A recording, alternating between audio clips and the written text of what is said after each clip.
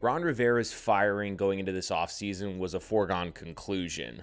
Where the intrigue came in was with so many quality coaches available in the offseason and even a proven coordinator on your team already in Eric Bieniemy, what was the answer going to be for the Commanders going forward?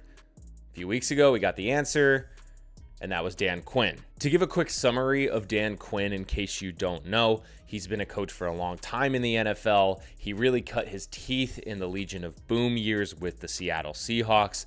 Then he became the head coach of the Atlanta Falcons, took that team to a Super Bowl, didn't win it, but then eventually was fired as the head coach of the Falcons and then became the defensive coordinator for the Dallas Cowboys, which was his most recent job. What's really interesting about this hire is, given that resume that I just listed off to you, won a Super Bowl with Seattle, made it to another one as the head coach in Atlanta, and heading the Dallas Cowboy defense that for the last few years has been pretty excellent, all things considered, why isn't there more fanfare over this announcement? To really examine why there is a lack of fanfare, we have to look at his two most recent coaching jobs and how they ended. First, let's look at the Atlanta Falcons. Yes, they made it to the Super Bowl. Yes, their quarterback Matt Ryan won an MVP. All I really have to say for those that are in the know is 28-3. But it's really more than just a meme. It's a full-on indictment. Think about Kyle Shanahan, who's the head coach of the 49ers now. He was the offensive coordinator of that team, and the ghosts of 28-3 still haunt him to this day. And he's made it to multiple Super Bowls as a head coach since then, and each year he's been the head coach of the 49ers, he's had a ton of success. And if he can't outrun the demons of 28-3, the guy that was the head coach, Dan Quinn, I don't think is able to outrun those demons either. The reason that Quinn has largely not been labeled with the scarlet letter of 28-3 that Shanahan has is he hasn't had as high a profile job since that head coaching gig. And Shanahan is obviously the head coach of the 49ers, who are in the playoff conversation every year. Now let's move on to Dallas, which is his most recent gig. And when you look at it on paper, ton of success. He produced bona fide stars, game wreckers, Micah Parsons, Deron Bland, Trevon Diggs. The defense as a whole was a turnover-making machine in the regular season.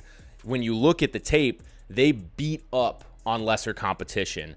They are bullies in that sense. They are effective. They run the score up and they choke the life out of teams facing them, holding them to 10, 13 points. The issue when you look at that team is when the competition got stiff and the lights got bright, they regressed in a major, embarrassing fashion. And that leads us to what I think is the determining factor as to why people are not excited about Quinn being hired in Washington. And that's the Cowboys' playoff game this year against the Green Bay Packers. A lot of the vitriol and malign in that performance went to Dak Prescott and went to Mike McCarthy. Some of it went to CeeDee Lamb. Some of it went to Micah Parsons.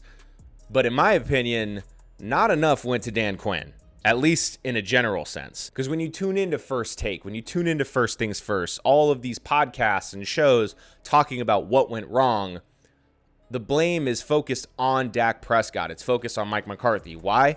Mike McCarthy's the head coach, and Dak Prescott's the quarterback of the most popular team in the NFL, and at the same time, the most popular team to hate in the NFL.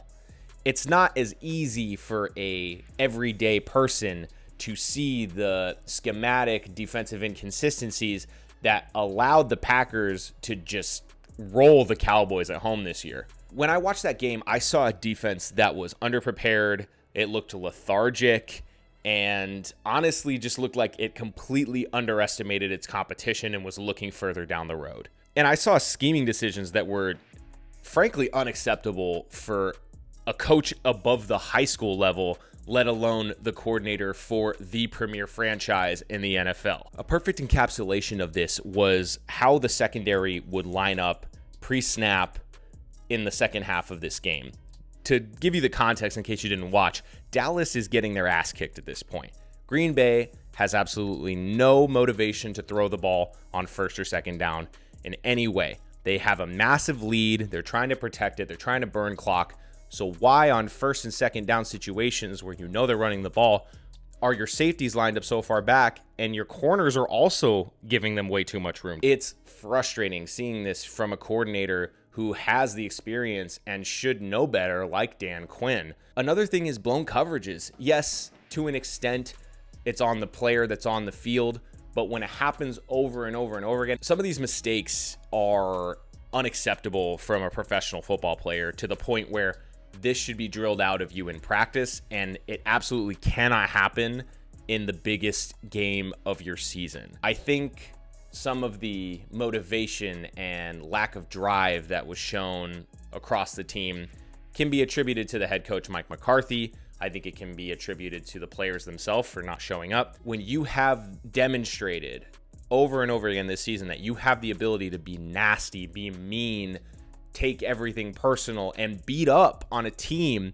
that you think you are superior to, what the hell happened here? This isn't to say that I think that this is a bad hire, because at the end of the day, I think it's a middling hire. I think Quinn is a competent head coach. I think he is an improvement on Ron Rivera, who was objectively a disaster for the last few years. I think his proven ability to nurture young talent and get the most out of guys that have high upside is going to be a positive for the Commanders. And look, despite Dallas not having success in the playoffs and his defense being a large part of that in this most recent season, the Cowboys defense in the regular season has been great for the last few years. And that's in no small part due to Quinn's football knowledge, in my opinion. He also took the Falcons to the Super Bowl. Yes, they lost that game. Yes, once again, it was in embarrassing fashion. But at the end of the day, it's not an easy task to get a team to the Super Bowl. And he did that. To continue on the train of positivity here, an underrated part of this hire is the familiarity within the division. Obviously, the Commanders are in the NFC East, which means that Quinn is now going to have to face his former team twice a year. And it means that he has valuable experience and insight into other teams in the NFC East, including the Commanders. And what I think is cool about that is, as a defensive coordinator, I know he has sat and he has grinded tape, and he knows where the biggest vulnerabilities in the Commanders' offense is, because he had to game plan for it twice a year. This gives him really valuable insight and the ability to go in with a lot of context as to, hey, when we played you, this player was a player we could pick on. This position was a position we knew to exploit. What I think that will result in is a faster turnaround than some people might be expecting. I'm not saying that the Commanders will jump up to division winner this year, 1 year post Ron Rivera. But what I am saying is I think this will make the rebuilding process that the Commanders desperately need to undergo a little bit quicker. Now that they have a coach that has proven he can be successful, he has experience within your division, and this isn't his first rodeo as being a head coach either. That is a benefit. What I think you'll see pretty immediately out of the Commanders that will be different is more physicality on defense. That is the Quinn hallmark between the Legion of Boom, that Falcons defense that went to the Super Bowl, and this Dallas Cowboy defense. When they are engaged and motivated, they are incredibly physical. They are passionate. I think that alone is a positive direction for the Commanders to move. It's worth noting that this division is in a really odd spot right now between the Eagles undergoing the turmoil that they are 1 year removed from making the Super Bowl. The Cowboys obviously just lost their defensive coordinator, and there's a ton of questions about their quarterback, about their coach, about ownership. And the Giants are, well, they're the New York Giants. And so because of that, it's really up in the air as to whether Washington might be second in the division, whether they somehow pull off a miracle and win the NFC East. Where I think they will probably end up settling is in that third place spot. I think they'll be better than the Giants, but I don't see them making the leap necessary to jump the Cowboys and the Eagles. That's barring that Philly is a complete disaster. Jason Kelce just retired, and there's questions about the head coach, about the quarterback. The entire division is a trash fire right now, so it's really difficult to predict what the hell is going to happen in the East. I'm excited to watch it because I am an avid enjoyer of trash fires. Overall, I just think this is kind of a mediocre to decent hire. At the high end, I think you're looking at being able to compete for an NFC East title, but I don't think that this puts you in contender status without massive changes to the roster in the coming months and years. That being said, it's better than Ron Rivera. Maybe that's just the lesson to take from this. at least it's better than Ron Rivera. Let me know what you think in the comments down below. Thank you so much for watching this video. If you liked it, go ahead and throw a like. That means a lot and it makes more people see it, which would be awesome. If you really liked it and this is not your first rodeo, or you don't want it to be your last rodeo, hit the subscribe button down below.